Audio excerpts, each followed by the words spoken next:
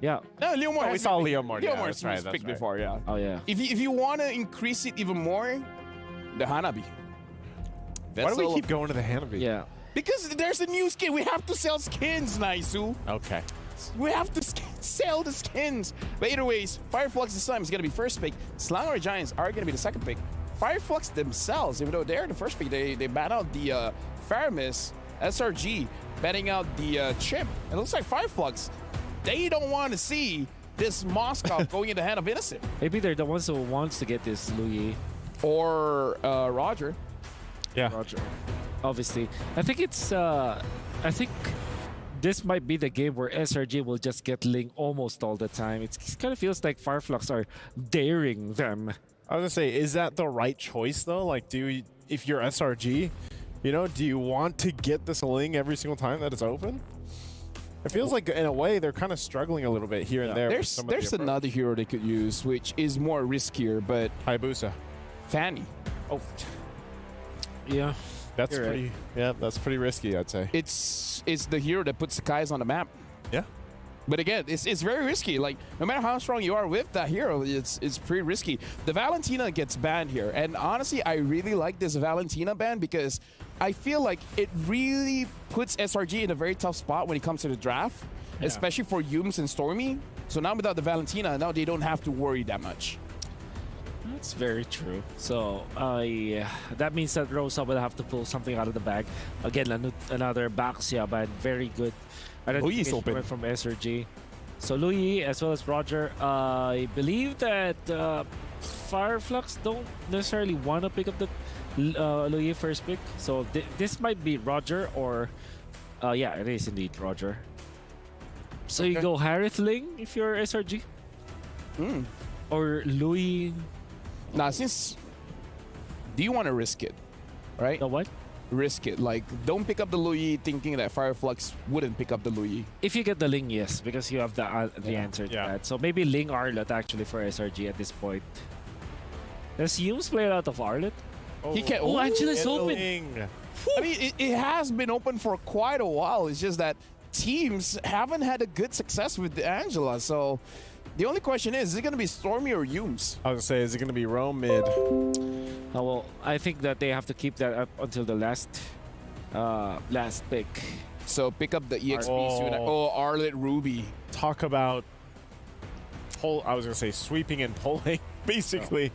And it's a whole lot. It's still flex. Yeah. You don't know which one's going Rome. You don't know which one's going to the EXP, and you're denying the pick from SRG. Yeah. It This could also Charizla go ban is looking gold better. Ruby.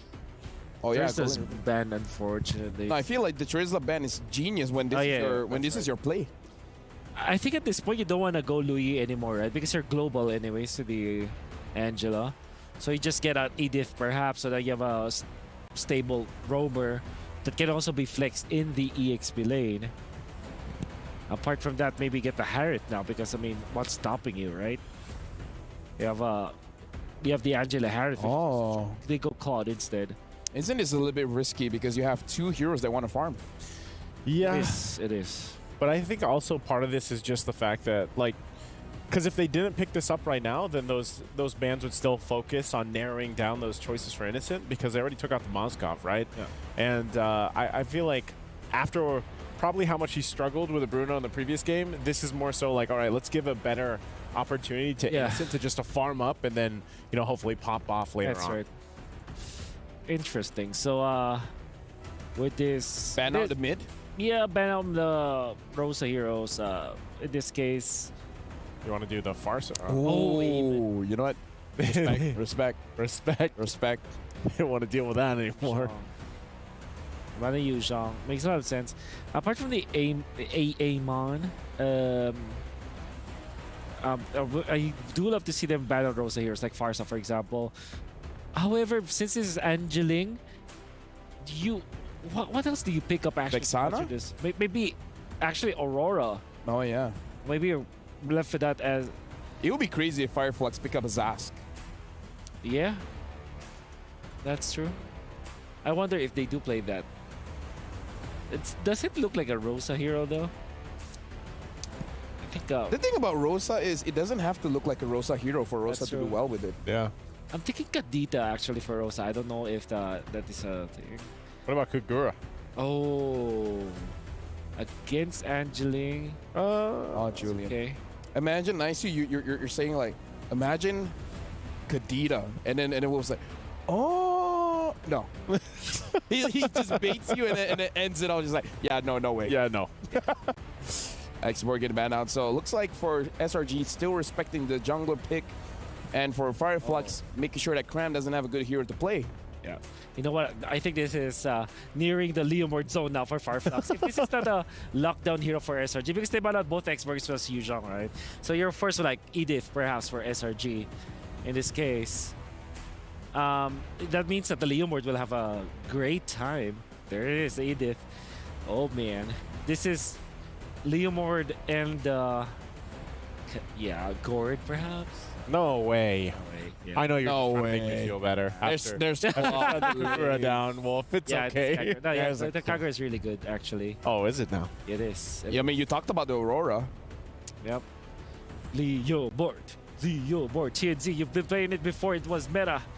And now that you have the chance, Boom, Akai. pick it up. Yeah, that would be like, actually like Fredrin, you know? Yeah, I'm thinking Fredrin. End of the day, it's like, yeah, like Fredrin the Varia. Just because something super normal. Yeah, so something Yeah. super like normal. Vexana, Fredrin, Yeah, right? Vexana Fredrin. Oh, God.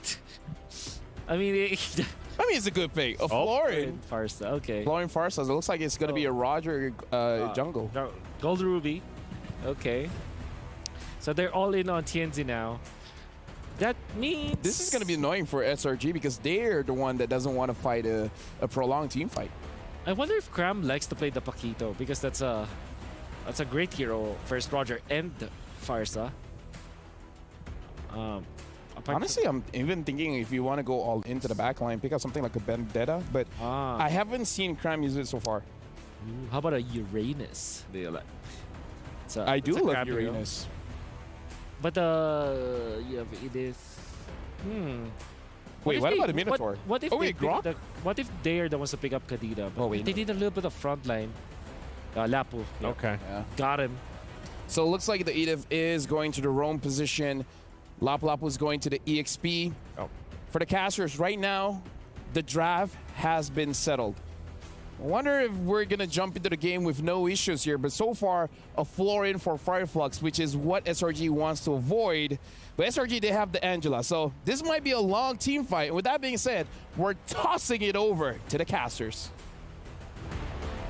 Thank you, analysts. Once again, back on the desk with Leo and as well as me, Gideon Q. Yeah. We're going to be taking care of you guys because this one, it's going to be a little different compared to the first two, right? Both have pretty similar curves in terms of power spikes, but at the very least, the synergies between Ling and as well as Angela is going to be the main driving force here. Now more than ever, I think SRG and FF are aware of each other's power spikes, are aware of each other's tendencies, and hopefully, my fingers are crossed, and I think I say this on behalf of everyone watching in the Amazon arena and everywhere around the world, that doesn't stop them from fighting the way that they did in games 1 and 2. I totally agree here, but we got to talk about the later stages of the game between Fireflux Esports on blue side up against SRG on the red side, because I think towards the later stages of the game, I would imagine that Fireflux Esports scales better. Yeah, I mean, mainly because Rosa can actually pull out 2 feathered airstrikes between engages.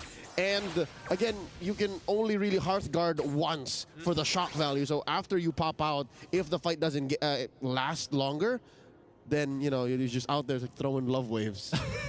You're just gonna exist, you know? Yeah. You're just a heart guard, you're a heart guard bot, right? Everything after that is just a bonus. For the time being, let's have a look at the emblem so far because it looks like Alien is going to take a more defensive approach with common emblem, making sure that he has plenty of armor to keep himself alive on top of the tenacity.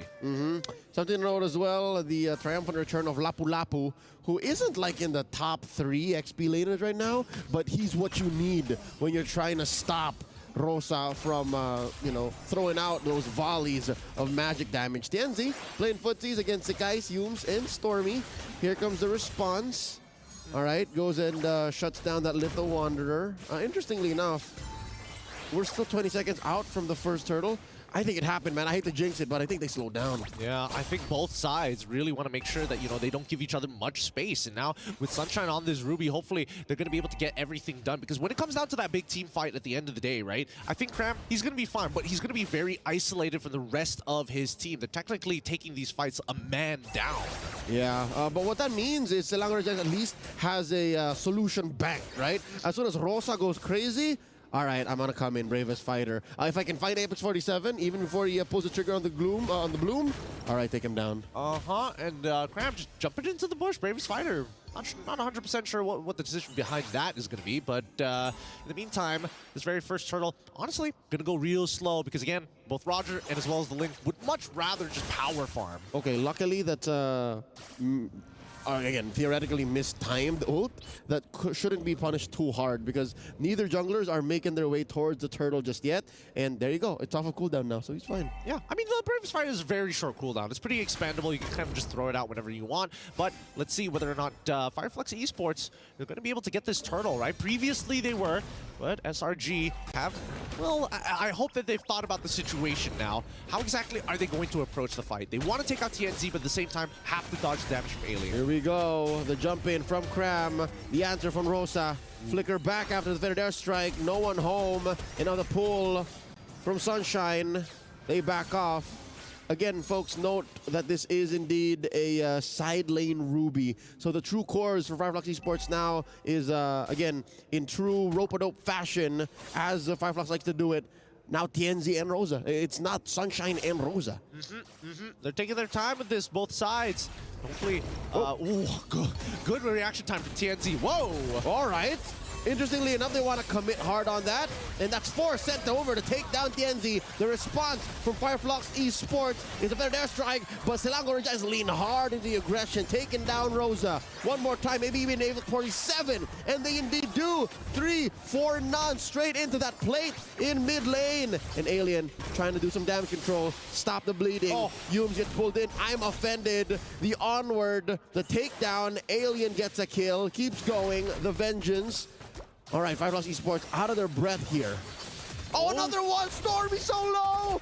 This is one basic, and the blazing duet. Can Alien survive? The answer is yes to their strike. Pushing back SRG. I'm glad that both teams' tendencies is to continuously trade. Although I will say that SRG did find a chink in the armor here, because once they guaranteed the engage onto TNZ's side, they knew for a fact that Rosa does not have his flicker just yet, so they can run him down. And we know that Florin is going to need a lot of time to get to that late game stage before her heals are extremely relevant. All right, it's true that these teams are taking it slow, but when the fight can begin, when the fight happens, they will not let go. They are not shy to lean hard into it. But with that said, Selangor Giants now up by about 2,000 gold, 5 minutes in, turtles spawning in the upper quarter. Interestingly enough, I don't know how this 1-3-1 setup for Fireflux is going to go, man. It changed their dynamics so much. It does. It does. It makes them very reliant on their battle spells to get a majority of things done, right? Even when you're looking for those big engages, Alien, probably, unless, somebody face checks a bush and, well, it happens. But at this point of time, hopefully SRG recognize that they can honestly play as slow as they want to, but as soon as they find that very first kill, it's about how much gold you get against Fireflux Esports when it comes down to their economy, whether it's jungle camps, ideally when it comes down to neutral objectives. Luckily, Fireflux Esports, despite, stepping up to get into these fights, aren't letting go of that prime objective, that prime priority here in the early game is to farm up, get some items on you, because good news for Alien is he already built his Thunderbelt, so he can just start getting the enhanced basic attack, smacking his opponents, and building up those hybrid defense stacks. Yeah, I think that, I'm pretty sure that Alien is going to go with the same build that he did in the previous game. Thunderbelt into the Queen's Wings, and then eventually maybe even into the Oracle. But for now, let's see whether or not Yomes is going to find that engage. All right, turtle secured here by SRG. Whoa. And the knock-up, forcing a response here. Tempest of Blades now. Heartguard waiting to be cast. Sakai says, never mind, I am safe. SRG happy with the major objective pickup, now approaching 3K ahead. Yeah, no disrespect from both of these teams, right? Really playing it slow. Okay, it's just a small objective, not the end of the world. As long as our structures are up, maybe we can do something with that. Because these rotations are basically man-to-man defense from both sides, right? If somebody leaves the lane, we have to follow. which is, again, despite it sounding counterintuitive, the man-to-man defense against a 4v5 with the Angela inside one of them is actually the winning combination. Up top, Alien going 1v3. Yume, Stormy, and Crab want to fight, forcing out a flicker from Alien for his own good. Okay, that's not too bad. Oh, down bottom. The stun on Innocent. How far can they dive? In goes TNZ. Tempest Blaze knocking up TNZ. He's taken down. Sunshine takes a few hits. In comes Sekai from the back. And Sunshine healing up a bit, but no, there's not much Apex 47 can do. SRG trade out. Man, I love it. I love the micro mechanics there because Stormy, he knows who exactly he wants to give that heart card to, but he doesn't want to put the indicator on top of the person, right? Which is very visible to everybody on the map. So you can see that even TNZ is like, oh, they probably have it, but there's a good chance that it might be able to get the execute before that happens. They're weaponizing the information. They don't want to give Fireflux Esports that level of a tell. And here we go. Sekais goes for the Grand Theft Orange. Pushing in mid. That was just Cram and Yumes. Yumes and Cram. Now the answer. Their strike. I think Rosa needs a little bit more firepower. Yeah, I mean, Rosa's been taking the brunt of the punishment here, always having to use his flicker every time he gets compromised on the position of his feathered airstrike. And Stormy, on the other hand, is like, I don't have to worry about any of these things. I just have to be a good team player. However, I will say that Cram quite ahead in the game. He may have lost his tier 1 on top side, but so far, he's been winning out these trades against Alien as soon as he uses that Bravest Fighter. All right, let's see again, another 3v1. Stormy throws out a love waves. From the back line, in comes Rosa. Tempest of Blades, taking down Alien. Now here comes the Cavalry, and by Cavalry, I mean the rest of Fireflux Esports. All right, deterring any further aggression. All this while, SRG was just bursting down the Lord. They got even us distracted. Oh man, great diversion here. It's like, I'm gonna dive, I'm gonna look maybe to take this tier 1, but at the same time, oh wait. I'm offended. Cram, can he survive? Damage reduction and iframes in check. Yes, the answer. Continue, Gideon.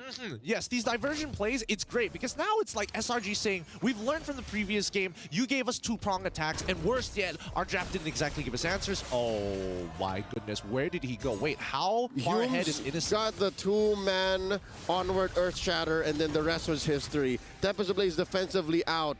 That's just how far ahead SRG is, man. 6K ahead, 6K gold. That's, what, 2 items on each core. But that's what I was thinking. It was coming from Sekai's, not Innocent specifically. I guess he was max stack on top of it. We'll see in the item list in just a little bit, but hopefully, Fireflux are able to defend their inhibitors. They can't just give away these for free. This is uncharacteristic. I am not comfortable with the way SRG is dominating Fireflux Esports.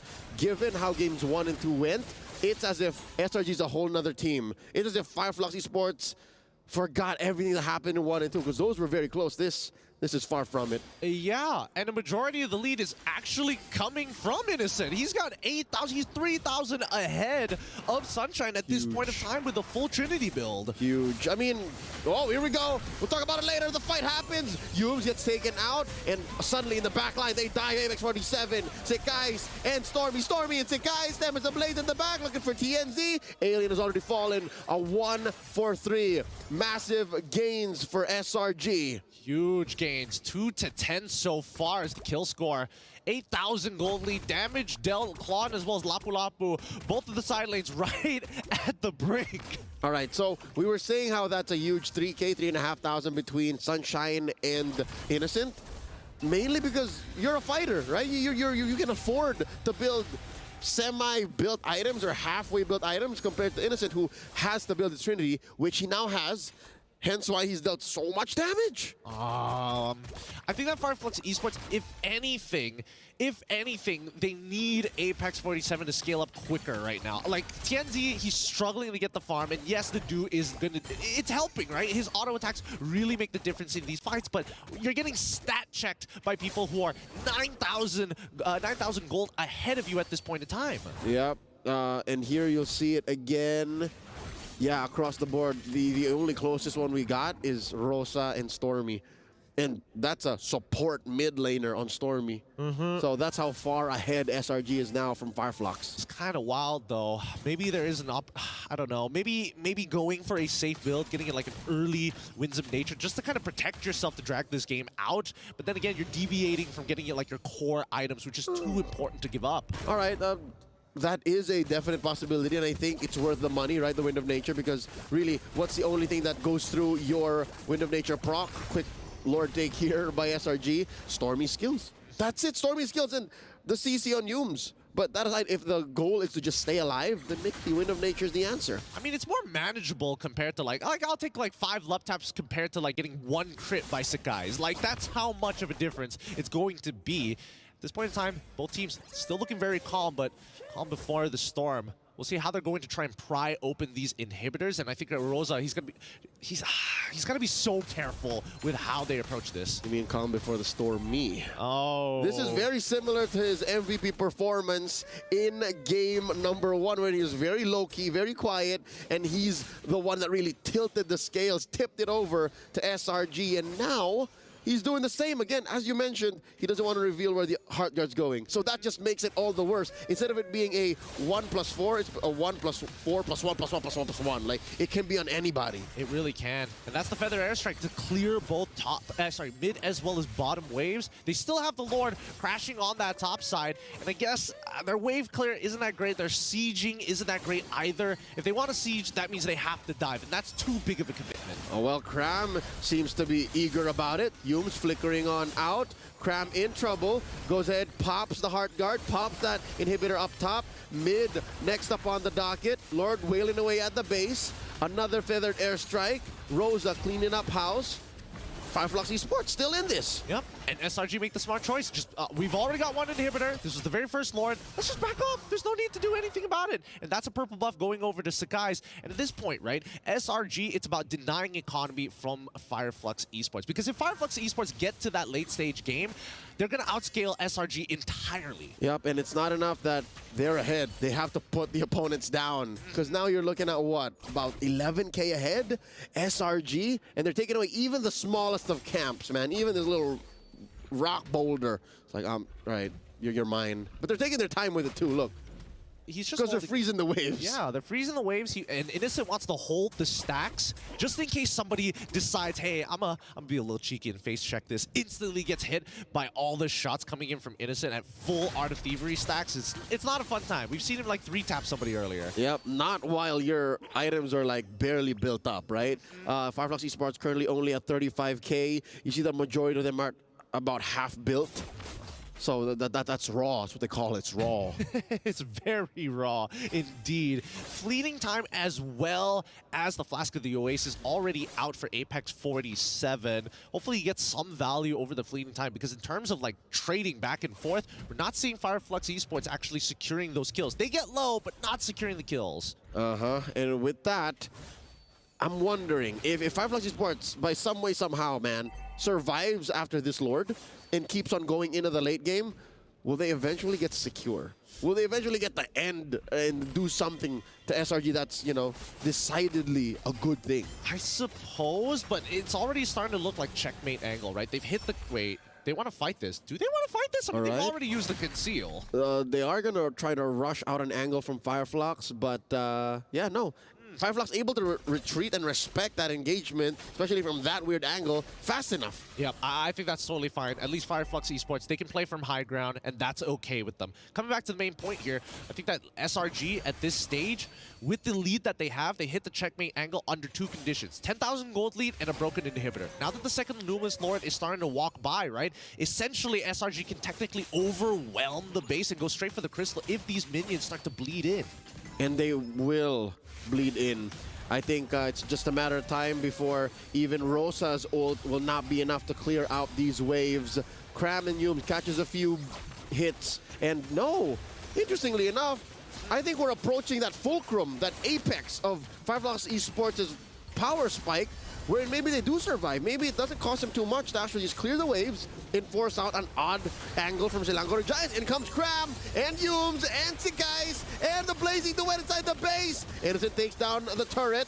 Alien put down a quarter of his health, so is Apex 47. The Hearth Guard onto the Marksman. They keep on going, clearing the waves. Fireflux Esports still alive. Honestly, great stuff from Fireflux Esports. I knew that they had decent high ground defense, but better yet, if SRG tries to do some funky business, trying to get overly aggressive, starts to overextend their hand, that's when you see Fireflux snap back at them. That's why Sunshine is so very important, as well as Alien to kind of follow up upon each other while generating space for Tianzi and Rosa. And it's not like anything changed. I mean, there's still a gaping 11K, 12K gold lead for SRG. Nobody died, and it's not like they got anything changed in their kit. But wait, here we go. A concealed play from Humes, trying to spot out Alien, answers the final slash. The Heart Guard in the back line, the feathered airstrike from Rosa. And now they're jumping back with the Heart Guard is going to keep Sakai's alive as they disengage from this fight. I mean, unless we're seeing something aggressive from TNZ, despite having to do, I don't think he wants to go further than this.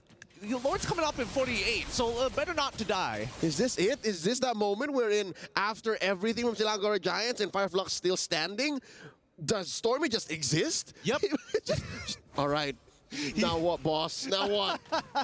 I mean, it's the wallflower time, right? You're just kind of there, right? You're out healed. You're out healed by Apex 47, and at this point, Fireflux have stabilized. The only disadvantage that they have is the fact that they're missing 2 inhibitors, and they have to constantly deal with that. A timing of which SRG can take away the Lord, but they still struggle to close out these games. Okay, as long as you maintain your wave management, the sins of the past should not haunt you in the present. Okay? Because these fights, again, clearly Fireflux Esports is now playing with fire. They are now hitting a power spike where SRG have to respect them, and I guess the keyword here is sustain. They're able to out-sustain these initial engagements, and now look, they're thinking to contest. I didn't think we would see this, not so soon. I mean, 18 minutes is approaching the ultra late game, but this took a while. It took a very long time, and that's why Yums is just absorbing the damage while Innocent is maintaining his stacks. Oh, the flicker onward, Earth Shatter combo. Sunshine answers back, blazing the wit